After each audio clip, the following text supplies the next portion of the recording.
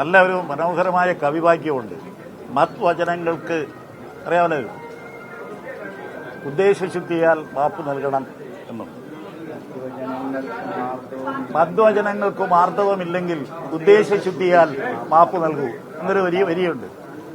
ഈ ജില്ലയിൽ അത്യാവശ്യമായി സംഘടനാ പ്രവർത്തനങ്ങളിൽ നമുക്കറിയാം, വളരെ താഴെ തട്ടിലേക്ക് പോകുമ്പോൾ അച്ചടിച്ച ഭാഷയിലൊന്നും താഴെ തട്ടി സംസാരിക്കാൻ നോക്കൂല. നമുക്ക് വളരെ എങ്ങനെയെങ്കിലും ഈ സംഘടന ഇന്ന് കാണുന്ന ഈ ശക്തി തിരിച്ചു കൊണ്ടുവരണം എന്നുള്ള ആവേശത്തിലാണ് ഞങ്ങൾ ഒരുമിച്ച് പ്രവർത്തിക്കുന്നത്.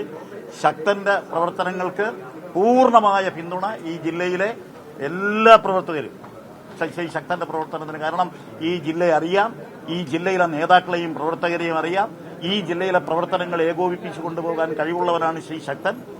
മുൻ DCC പ്രസിഡന്റ് എന്നുള്ള നിലയിൽ ഞാൻ മാത്രമല്ല, മുൻ DC പ്രസിഡന്റുമാരുണ്ട്, KPCC ഭാരവാഹി, ഞങ്ങൾ ഒറ്റക്കെട്ടായി ഒരു ടീമായി ഞങ്ങൾ ഈ ശ്രീ ശക്തന്റെ പ്രവർത്തനത്തിന് എല്ലാവിധമായ പിന്തുണയും നൽകും. ഇത്രയും. ഈ പാർട്ടി നടപടിയിൽ സംതൃപ്തിയുണ്ടോ?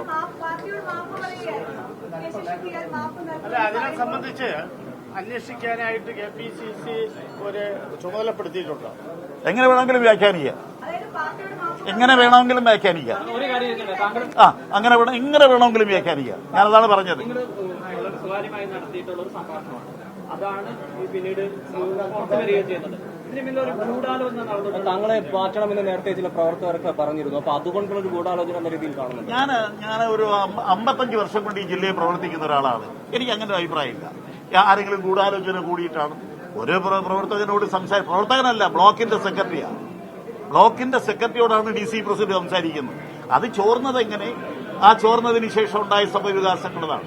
സ്വാഭാവികമായും അതിനകത്ത് വലിയ ഗൂഢാലോചന നടന്നു എന്നുള്ളതല്ല. അത് പാർട്ടി അന്വേഷിക്കാൻ പറഞ്ഞു കഴിഞ്ഞു. പാർട്ടി അന്വേഷിക്കും. ആ പാർട്ടി അന്വേഷിക്കുന്ന ഫൈൻഡിങ്സ് എന്താണോ അത് കേൾക്കാൻ ഞങ്ങൾ ബാധ്യസ്ഥരാണ്. ഞങ്ങൾ പാർട്ടി പ്രവർത്തകരായതുകൊണ്ടാണ് ഇതെല്ലാം ഞങ്ങൾ അനുസരിക്കുന്നത്. ഞങ്ങൾ പാർട്ടിക്ക് അകത്ത് നിൽക്കുന്നവരാണ്.